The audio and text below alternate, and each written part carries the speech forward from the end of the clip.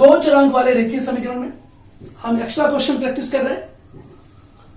हमारा आज का एक्स्ट्रा क्वेश्चन है, यदि दो संख्याओं के योगफल को 13 से विभाजित करें तो भागफल 4 तथा शेषफल 8 प्राप्त होता है।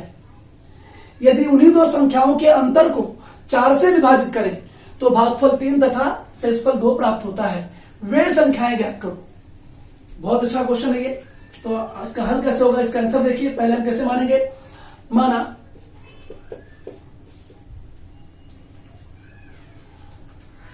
दो संख्याओं का योगफल है तो हम क्या लेते हैं, माना बड़ी संख्या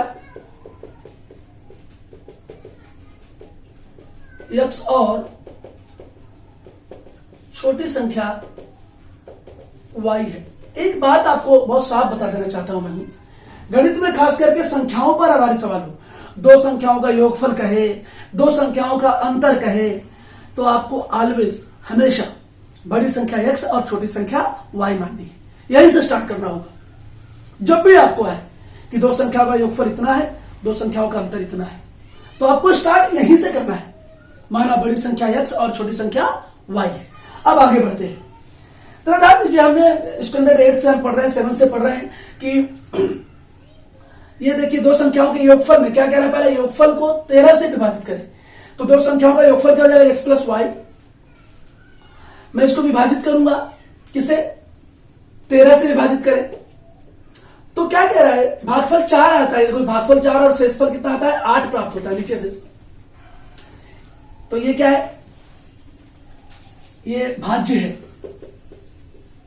ये भाजक है और ये भागफल है। इंग्लिश में आप इसे क्वेश्चन कहते हैं और इसे शेषफल रिमाइंडर कहते हैं। ये डिवाइजर है, इसको डिवाइड करना है। ये डिवाइडर है ना, इससे डिवाइड करना है इसको है, ये क्वेश्चन है और ये रिमाइंडर है। अब देखिए इसके आधार पे आपका इक्वेशन बनेगा। बस ये बात आपको याद होनी चाहिए। आप सब लोग ने 8th स्टैंडर्ड में इसको बहुत अच्छी तरह पढ़ा है। तो मैं अगर इसमें डायरेक्टली जाता हूं पहली शर्तानुसार अकॉर्डिंग टू फर्स्ट कंडीशन, तो हमारे पास क्या गुणधर्म है, रूल क्या बनता है, देखिए ये पढ़ा होगा आपने, भाज्य इक्वल भाजक,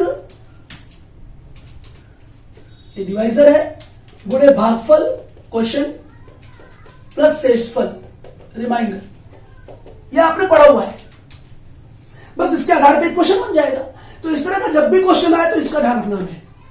तो जिसमें भाग दिया जा रहा है उसको भाज्य कहेंगे, x प्लस वाई में भाग दिया जा रहा है। किससे भाग दिया जा रहा है, 13 से भाग दिया जा रहा है, डिवाइड किया जा रहा है 13 से। भागफल कितना आ रहा है, 4 आ रहा है और शेषफल कितना आ रहा है, 8 आ रहा है। ये देखिए, तो x प्लस वाई पहले कभी भी मल्टीप्लाई करते हैं, ऐड नहीं करते पहले। तो ये देखो कुछ लोग ऐसा करेंगे, 4 प्लस 8 12, 12 का 13 से मल्टीप्लाई करेंगे, वो गलत होता है। तो पहले क्या करेंगे आप, बॉडमास का रूल मालूम होगा सबको, उससे कर सकते हैं। तो पहले हम क्या करेंगे, 13 चौके 52 plus 8, x plus y equal 60। ये देखिए नंबर 1, ध्यान से समीकरण आया आपके सामने। सेम इसी चीज को हम दूसरी कंडीशन पे फॉलो करें, दूसरी शर्तानुसार अकॉर्डिंग टू सेकंड कंडीशन।